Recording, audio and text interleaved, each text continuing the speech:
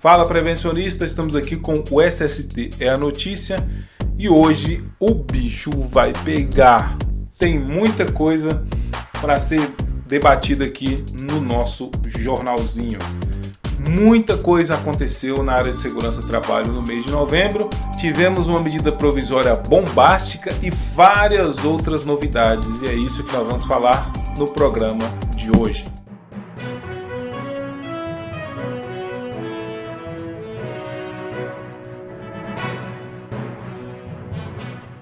Mudança na emissão da CAT. O antigo CAT Web deixa de existir e agora a gente tem um novo endereço eletrônico para a emissão das CATs. O endereço é cadastro-cat.inss.gov.br. Fim do acidente de trajeto. É isso mesmo. Desde a reforma trabalhista, sempre fica aquela discussão. O acidente de trajeto existe, o acidente de trajeto não existe mais, e agora a gente tem uma visão quase definitiva sobre isso. Quase. Por que quase, Nestor? Porque ela veio em formato de medida provisória. E a medida provisória ela tem 120 dias para ser aprovada pelo Congresso. Se não for aprovada, ela simplesmente caduca, deixa de existir. Então, talvez agora a gente tenha realmente o fim do acidente de trajeto. A medida provisória número 905, de 11 de 2019, ela instituiu o contrato de trabalho verde e amarelo e trouxe outras providências. E quando ela fala outras providências, ela não está brincando, são outras mesmo, várias outras. Inclusive a mais polêmica dela, para a área de segurança, polêmica para a área de segurança, é a revogação da linha D do inciso 4 do artigo 21 da Lei 8.213. Então vamos fazer voltando, Lei 8.213, artigo 21, inciso 4, letra D, a linha D, foi revogado. Com isso morre o acidente de trajeto. E para falar sobre isso, vamos chamar aqui, vamos ver um vídeo que o colega Marcos Mendanha gravou para o canal dele. E vamos publicar um trechinho aqui. Vamos lá. A medida provisória 905, publicada ontem, dia 12 de novembro, revogou a parte do artigo 21 da Lei 8.213 que equiparava acidente de trajeto ao acidente de trabalho. Quais as repercussões disso? São várias. Por exemplo, se o acidente de trajeto não é mais considerado acidente de trabalho, consequentemente já não há mais a necessidade de se emitir a CAT, a comunicação de acidente de trabalho, nos casos de acidente de percurso. Alguns estudiosos entendiam, inclusive, que desde a reforma trabalhista de 2017, a abertura da CAT para acidentes de trajeto já não era necessária. No meu entendimento, portanto, somente agora, com a alteração trazida por essa MP 905, é que isso de fato se concretiza.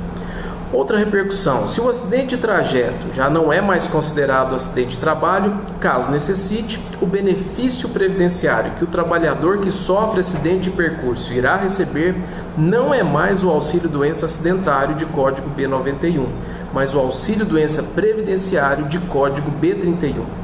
Quais as implicações disso? Por ser auxílio-doença previdenciário, diferente do que ocorria, a empresa não precisará continuar pagando o FGTS enquanto vigorar o benefício. Segunda implicação: sem o auxílio-doença acidentário, não há mais que se falar em estabilidade de até 1 ano após o acidente, ou seja, como o acidente de trajeto não é mais considerado acidente de trabalho, os acidentes de percurso não geram mais estabilidade no emprego, independente da gravidade desse acidente. E quanto ao cálculo do FAP, o que mudou? Nada, já que desde 2017 o acidente de trajeto não entra no cálculo do FAP. E quanto à isenção de carência para os benefícios previdenciários nos casos de acidente de trajeto? Isso também continua valendo, já que a isenção de carência repercute sobre acidentes de qualquer natureza, sejam eles de trajeto ou não. Outra questão interessante: já que o acidente de percurso não é mais acidente de trabalho, o empregador ainda pode ser condenado judicialmente a pagar alguma indenização ao empregado em virtude de algum acidente de trajeto? Sim, isso é possível. Isso porque uma coisa é não classificar o acidente de trajeto como acidente de trabalho. Outra coisa diferente é a responsabilização jurídica por qualquer acidente, seja de trajeto ou não. Nesse aspecto, a jurisprudência trabalhista majoritária ainda entende, como regra geral, que as empresas não têm responsabilidade sobre os acidentes de trajeto, exceto quando o transporte é fornecido pelo próprio empregador. Nesses casos, as indenizações podem continuar ocorrendo. Vamos aos exemplos práticos. Acidente de trajeto ocorrido até 11 de novembro de 2019. Na minha opinião, a empresa deveria abrir a CAT. O benefício previdenciário, caso necessário, estaria isento de carência e deveria ser o auxílio-doença acidentário, código B91. Após terminar o benefício, inicia-se o período de estabilidade de pelo menos 1 ano. E colocando uma cerejinha no nosso debate, em homenagem à MP 904, também de 12 de novembro, a vítima de acidente de trajeto poderia pleitear o DPVAT, desde que estivesse enquadrada nos critérios de pagamento desse seguro. Isso porque a extinção do DPVAT é apenas para aqueles que se acidentarem a partir do dia 1º de janeiro de 2020. Vamos a um outro exemplo. Acidente de trajeto hoje, dia 13 de novembro. A empresa não precisa mais abrir a CAT. O benefício previdenciário, caso necessário, é isento de carência e será o auxílio-doença previdenciário, cujo código é o B31. Após terminar o benefício, não há estabilidade para esse trabalhador. E como o acidente ocorreu ainda nesse ano, em 2019, a vítima do acidente de trajeto poderia pleitear o DPVAT, desde que estivesse enquadrada nos critérios de pagamento do seguro.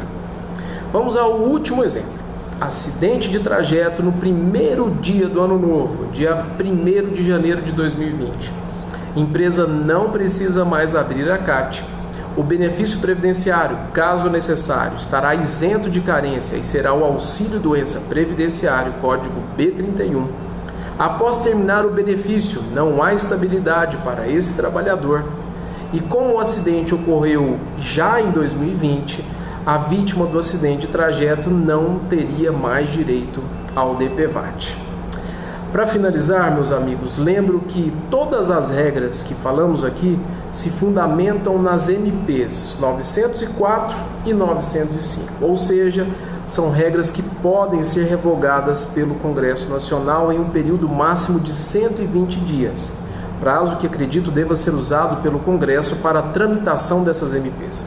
Somando os 40 dias de recesso parlamentar que teremos entre dezembro e janeiro, eu arriscaria dizer que pelo menos até o início de maio essas regras provavelmente se manterão vigentes.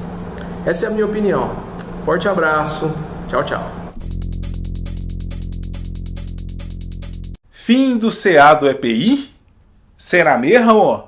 A medida provisória número 905, ela trouxe também a alteração do artigo 167 da CLT.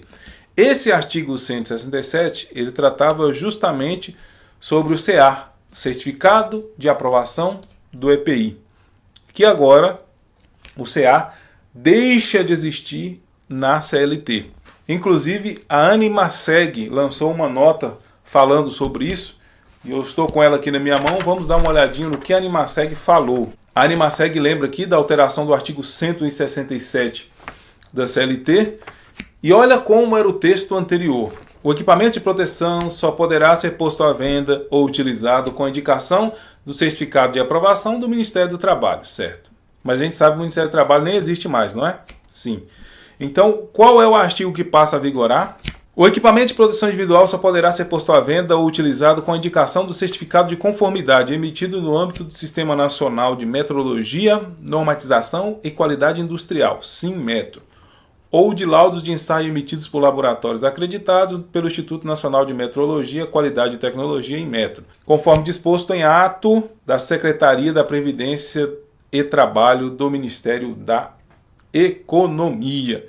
Esse novo artigo 167 entrou em vigor no dia 12 de novembro. Repara que coisa interessante.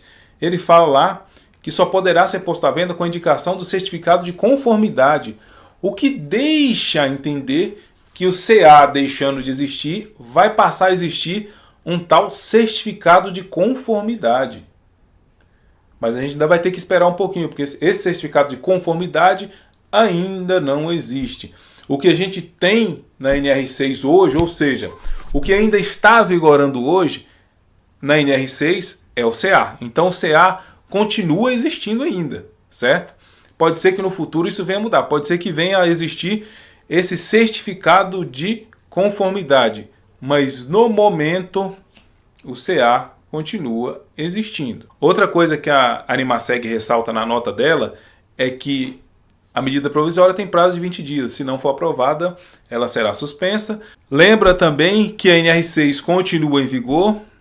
Lembra também que o CA é exigido no PPP e no E-Social. Ou seja, o CA continua existindo. E o Animaseg ainda lembra que ela vai continuar brigando para a manutenção do CA. Então, quanto ao CA, teremos que esperar por mais algum tempo, mas o CA, no momento, o CA ainda existe.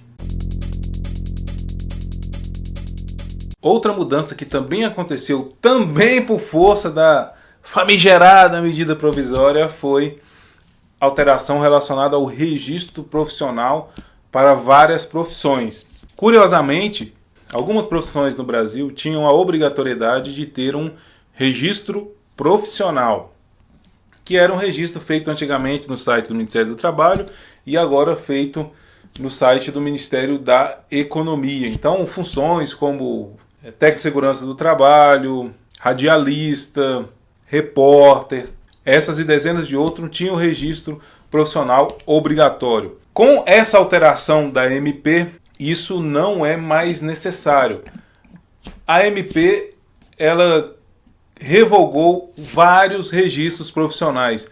Eu vi muitas matérias dizendo que foram revogados todos os registros profissionais, ou seja, não é mais obrigatório fazer registro profissional. Porém, fazendo um trabalho mais minucioso e olhando quais itens foram revogados, olha só, a gente encontra aqui várias coisas, vários tipos de lei, ó, tudo isso aqui, ó, que eu estou passando o mouse, você está vendo?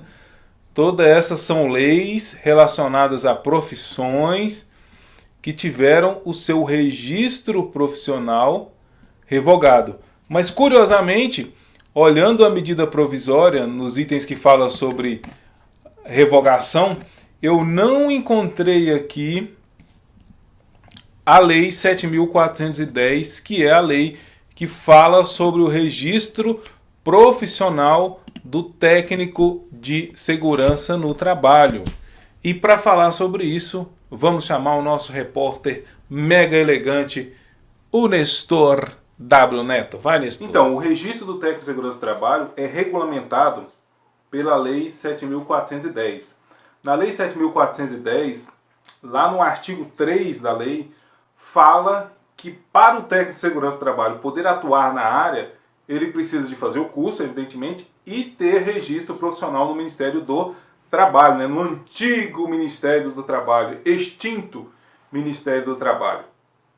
Então, para que o registro do técnico de segurança deixasse de existir, teoricamente e logicamente, teria que haver uma extinção desse artigo, ou pelo menos uma modificação desse artigo. Nesse artigo 3 da Lei 7.410, fala sobre o registro do técnico de segurança do trabalho e sobre o registro do engenheiro e do arquiteto, que é feito nos seus respectivos conselhos de classe.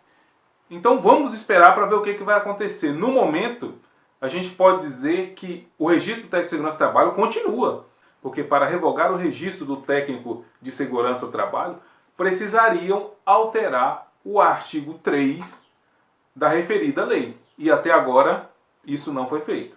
Pode ser que você esteja pensando, mas para que tanta medida relacionada à segurança do trabalho? Que perseguição com a segurança do trabalho é essa? Mas na verdade, houveram várias alterações. Muito longe de ser apenas na questão de segurança do trabalho. Essa medida provisória falou sobre fiscalização, sobre valores de multa, sobre liberdade de associação sindical, sobre trabalhos aos sábados em bancos, sobre caldeiras e vasos de pressão. Esses dias, né, o governo lançou também anulando a obrigatoriedade do DPVAT, que vai começar em janeiro. Então, várias coisas foram ventiladas e não apenas itens relacionados à segurança no trabalho. Foram feitas muitas mudanças, todas com o mesmo objetivo que o governo vem dizendo, né, na visão dele. Simplificar, desregulamentar algumas coisas, tornar a vida do trabalhador mais fácil. Inclusive, foi a justificativa até para o registro profissional. Eles justificaram que não faz sentido obrigar o profissional a entrar em contato com o Estado para fazer registro profissional só para aumentar a burocracia. Segundo o governo, a extinção do registro profissional é para diminuir burocracia. E sobre o fim do acidente de trajeto, hein? Nestor, diga aí, meu filho. Agora eu quero saber a sua opinião. O que você acha sobre o fim do acidente de trajeto? Você acha bom ou você acha ruim? Comente aqui embaixo sobre isso. Lembrando que nos dias 25 e 26 de janeiro de 2020, nós estaremos em São Paulo com o curso Oratória Persuasiva, Teoria e Prática, dias 25 e 26 de janeiro de 2020. O bicho vai pegar. Logo a gente vai estar abrindo também inscrições para nosso curso, né? Descomplicando o PPA, ou se brincar, né? Descomplicando o PGR. A gente se vê na próxima oportunidade, se Deus quiser.